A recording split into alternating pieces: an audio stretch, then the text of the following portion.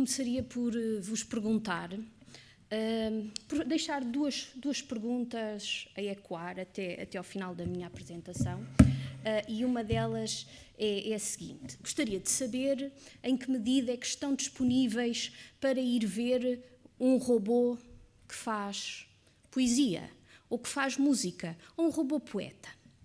Gostaria também que pensassem em que medida é que estão dispostos a ir ver esse mesmo robô uma segunda vez. E depois ia-vos pedir para pensarem como é que reagem, por exemplo, a um concerto da vossa banda preferida, ou ao próximo livro do vosso escritor preferido. E acho que é importante nós termos isto presente, porque há aqui uma dimensão humana que torna o encontro entre dois humanos, ou este encontro de um humano para uma multidão, como algo essencialmente único e muito especial. E que acho que, na euforia das novas tecnologias, tende a ser esquecido. E falei em duas questões, e a outra também que deixo, eu gostaria que pensassem o que é que sentem quando ligam para um número de telefone, querem um esclarecimento, e aparece-vos um atendedor automático de chamadas que vos redireciona para vários menus, para várias escolhas, até que no fim vão parar a um assistente. Ou quando procuram um contacto de uma empresa num site da internet e não encontram um e-mail ou um número de telefone e são remetidos para as FAQs, para as perguntas habituais, e andam ali a saltitar e a procurar sem encontrar uma resposta. E, de facto, a crescente digitalização da economia trouxe também isto. Por um lado, há mais informação, estão mais acessíveis, não há uma maior proximidade, mas, por outro lado, também justificou coisas que há 20 anos atrás era impensável. Qualquer empresa tinha um número de telefone, tinha várias telefonistas a atender, porque essa era a fonte de negócio. E, às vezes, eu fico com a sensação que, nos dias que correm, quando, com esta liberdade de estabelecimento, as multinacionais têm uma intenção perversa quando se escondem por detrás de sites e destas perguntas habituais que estão ali para nos resolver os problemas, mas que nos fazem desperdiçar o nosso tempo.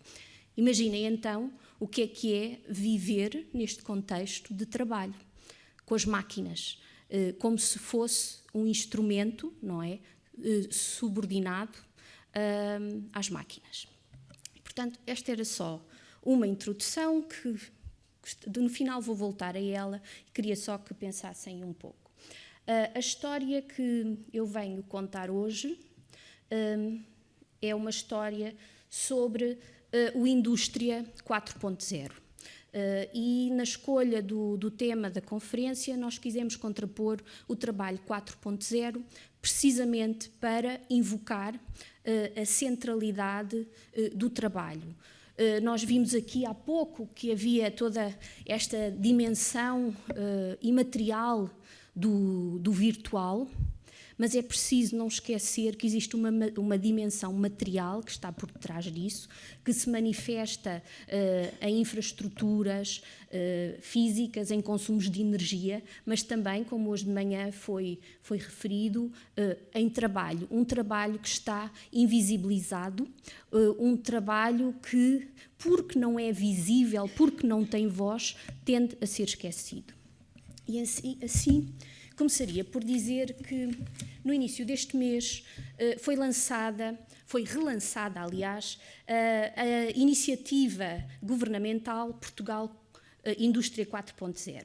Ela é da responsabilidade do Ministério da Economia e tem como missão definir a Estratégia Nacional para a Digitalização da Economia. Ela não é de agora, ela foi iniciada em abril de 2016, com auscultação a mais de 120 entidades e foi apresentada em público em janeiro de 2017. Traduziu-se em 64 medidas, numa parceria entre entidades públicas e o Governo, e tinha como objetivo a valorização, a promoção e o investimento na digitalização da economia portuguesa. Pretendia chegar junto de 50 mil empresas e requalificar 20 mil trabalhadores em competências digitais. Com um investimento de 2 mil milhões, almejava um retorno de 4,5 mil milhões. Metade deste financiamento seria através de fundos estruturais. É difícil fazer uma avaliação da primeira fase. É significativo que ela tenha sido relançada, o que cria um bocadinho a ideia de que os objetivos iniciais ou não foram cumpridos ou foram difíceis de cumprir. O que sabemos é que no site da COSEC, que é a entidade que está responsável por isto, existem notícias das iniciativas, mas não existe um relatório de avaliação. Com este relançamento da iniciativa, agora do início de abril, fomos informados de que 95% das medidas foram executadas. E também sabemos que a iniciativa chegou a 24 mil empresas, o que é 50% do objetivo inicial. Portanto, alguma coisa se passa aqui. Para se perceber porque é que é esta euforia com esta euforia e esta urgência da digitalização da economia, que é de tal maneira importante que ganhou estatuto de quarta revolução industrial, é preciso recuar até a Alemanha, e é preciso recuar até a Alemanha de 2011. Em abril desse ano, depois da crise da subprime e no seio da crise das dívidas soberanas, foi lançada na Feira Comercial de Hannover o programa Indústria 4.0. Era a iniciativa da ACATEC. A ACATEC é uma academia de ciência e tecnologia, é um órgão que foi criado em 2003, que reúne académicos e representantes das empresas. É um órgão que se considera neutro, mas que pretende aconselhar o governo nas suas políticas. Esta iniciativa da ACATEC rapidamente ganhou a anuência do governo alemão, através do Ministério da Educação e Investigação e do Ministério da Economia e Energia,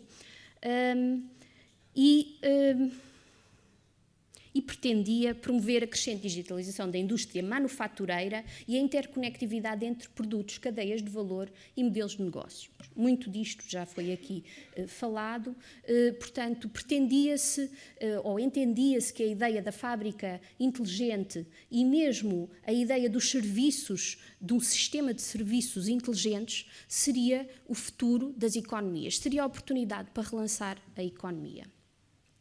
Ora bem, esta iniciativa transformou-se num modelo de referência pelo mundo inteiro. Foi adotada em Portugal, foi também adotado em Espanha, na Itália, na República Checa, portanto passou a ser uma referência mundial e foi... e constituiu o mote do Fórum Económico Mundial em 2015, que se chamava... Mastering the Fourth Industrial Revolution, portanto, dominar esta revolução industrial e, portanto, acolheu esta ideia, como já disse, de objetivo estratégico para as políticas. Portanto, como também já disse, ela centra-se na internet das coisas e dos serviços, pretende ligar digitalmente o maior número possível de elementos do processo produtivo, de serviços de apoio e da própria logística. Qualquer linha de produção local ou cadeia de valor global estarão globalmente conectadas e localmente reguladas. Portanto, o relatório do grupo de trabalho, que é apresentado em outubro de 2012, é reconfortante e prometedor. Não só enfatiza as oportunidades de negócio que esta nova dimensão, que esta reforma, que esta reindustrialização traz, mas também resolve, portanto, a solução tecnológica do futuro, ela resolve de uma só penada vários problemas sociais, sem solução à vista. E vou-vos citar uma parte deste relatório que diz: permite que o trabalho seja organizado de uma forma que tenha em atenção a mudança, as alterações demográficas, o envelhecimento da população e os fatores sociais. Os sistemas inteligentes libertam os trabalhadores para que deixem de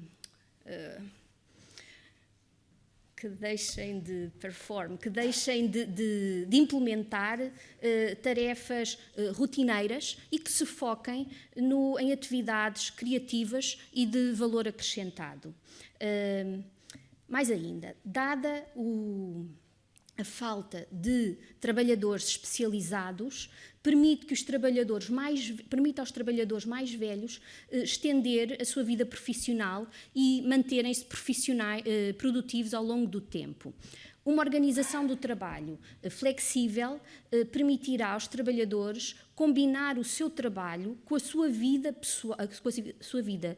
privada e continuar o seu desenvolvimento pessoal de uma forma mais eficaz, promovendo um melhor equilíbrio entre a vida profissional e a vida pessoal. Portanto, nós hoje já aqui vimos as tendências recentes desta crescente digitalização e sabemos que não é tudo assim, não é este mar de rosas, não é isto que é oferecido. Importa, porém, perceber porque é que isto acontece. Portanto, sob o ponto de vista das autoridades, sob o ponto de vista dos governantes, esta parecia ser a única alternativa para reter ou para ganhar competitividade no mercado global. É também significativa as palavras de Angela Merkel no Fórum Económico Mundial em janeiro de 2015. Então ela diz que esta fusão do online com a produção industrial é de facto matéria urgente.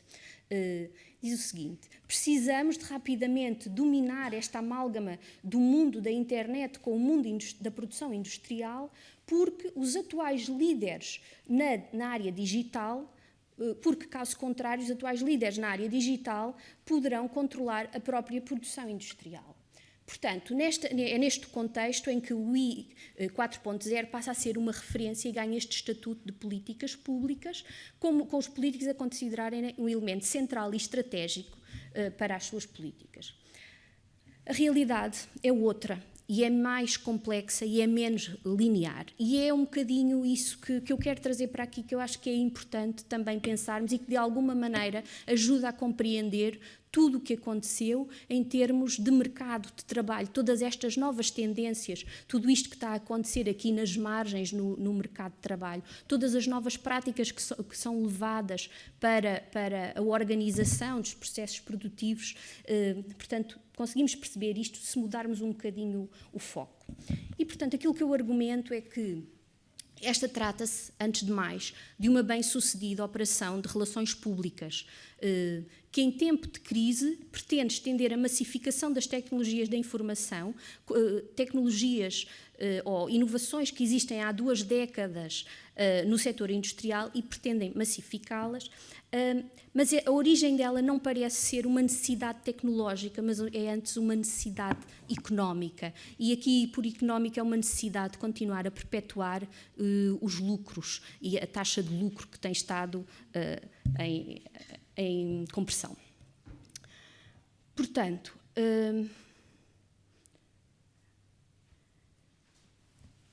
gostaria de falar do trabalho de Sabine Pfeiffer, que tem olhado para estas coisas e, portanto, ela argumenta que a ideia do I 4.0 não teve origem na comunidade científica, nem é fruto de desenvolvimentos tecnológicos disruptivos. E aqui disruptivo tem esta dimensão de algo verdadeiramente inovador que depois é adotado, não é, por todos os segmentos e é verdadeiramente massificado. Ela traça a origem deste renovado interesse na indústria e nas necessidades de políticas públicas promotoras da digitalização. Ela traça esta origem à documentação produzida pelas empresas que compõem o Fórum Económico Mundial, entre elas a Deloitte, uma das grandes consultoras mundiais, e também pelo próprio Fórum Económico Mundial. Portanto, o que nós temos aqui é uma agenda muito particular por um grupo de atores muito particulares e que são as multinacionais, que de alguma maneira se socorrem desta dimensão nacional e vão olhar, portanto, para a Alemanha e criam esta ideia de que temos que preservar a competitividade global, mas que no fundo tem uma segunda dimensão que é a sua própria agenda. Portanto, o que esta investigadora faz, portanto, ela vai olhar para as publicações das consultoras entre 2009 e 2010 e nota que nos seus documentos houve foi introduzida esta necessidade de reforçar o fortalecimento do setor da engenharia mecânica, manifestando receios face às economias emergentes. É preciso dizer também que são estes atores que no passado, não é, abandonaram a indústria e acharam que era uma boa ideia que as empresas, que o setor produtivo deslocalizasse para os países emergentes, para os países em desenvolvimento, e que o que interessava era a terceirização da economia e o que interessava era o sistema financeiro. Mas pronto, a retórica agora mudou e o foco está na questão da reindustrialização. Portanto, em 2009, a Deloitte cria o Shift Index. Este é um índice que agrega os fatores de competitividade que agora são valorizados na narrativa industrial, indústria 4.0, e, ao mesmo tempo, recomenda esta necessidade de promover um fluxo global de conhecimento assente nas tecnologias digitais e na necessidade de maior liberalização e de maior cooperação entre empresas e entidades públicas.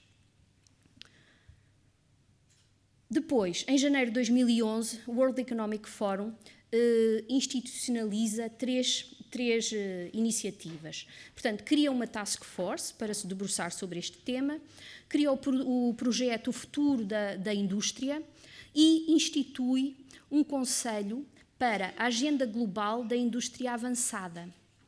Portanto, isto são 3 meses antes de, em Hannover, ser lançada o Indústria 4.0. Portanto, em suma, o I 4.0 não emergiu espontaneamente fruto do encontro entre tecnologia e necessidades das empresas, embora se tente, aparece muito esta coisa da lógica bottom-up.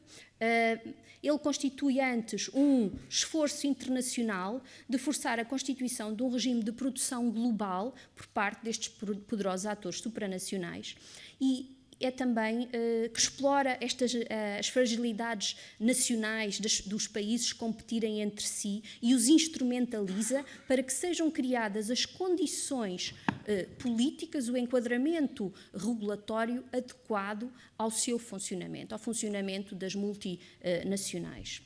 Portanto, este futuro, quando se fala do futuro do trabalho, percebemos que ele é construído hoje e é construído de acordo com uma agenda muito particular.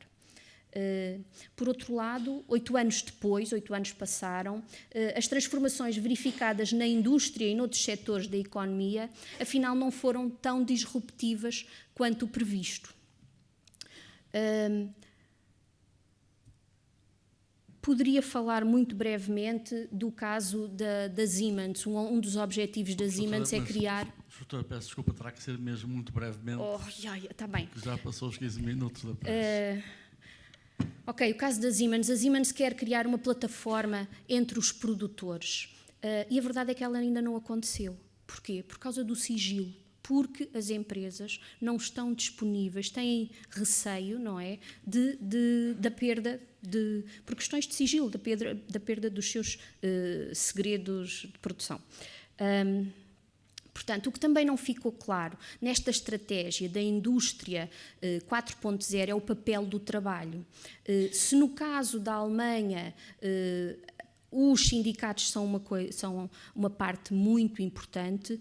Nós sabemos que, no caso português, na definição desta política, portanto, o Ministério do Trabalho não esteve envolvido, a Autoridade para as Condições de Trabalho não foram auscultadas, portanto, existe aqui, de facto, dois mundos à parte, dois mundos que não se encontram, que não há um encontro e um diálogo para que sejam sinalizados estes abusos que se verificam no mercado de trabalho e na necessidade de voltar a ter trabalho com condições, trabalho bem remunerado e, portanto, é preciso haver um diálogo e ele não é tido em conta.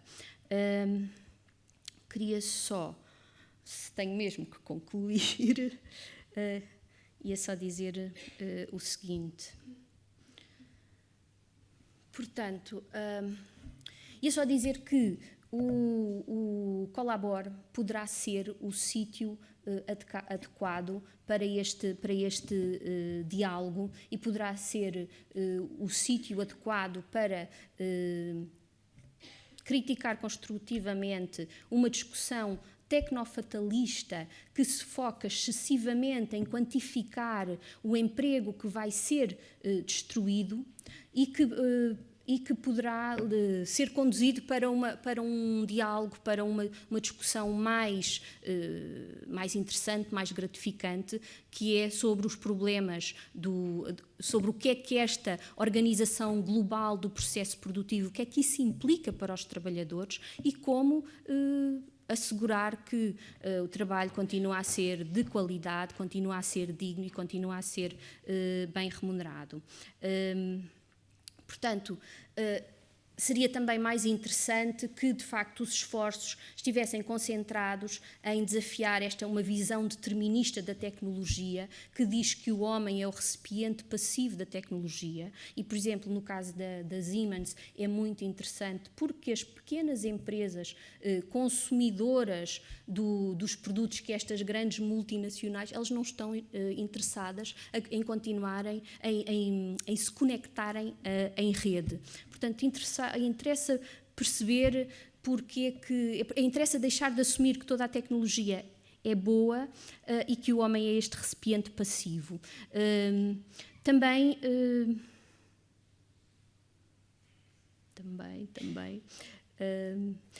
e agora voltando àquilo que eu tentei dizer inicialmente, também interessa revalorizar o trabalho para que ele deixe de ser entendido como algo doloroso, como algo mau e que se perceba que ele é inato, que ele é intrínseco ao homem, que este lado do engenho e arte é realmente humana e que nos interessa valorizar. E, além disso, nunca esquecendo que as máquinas estarão sempre subordinadas ao homem e, como tal, serão sempre instrumentos de trabalho, utensílios necessários à expansão das nossas aptidões humanas. Obrigada.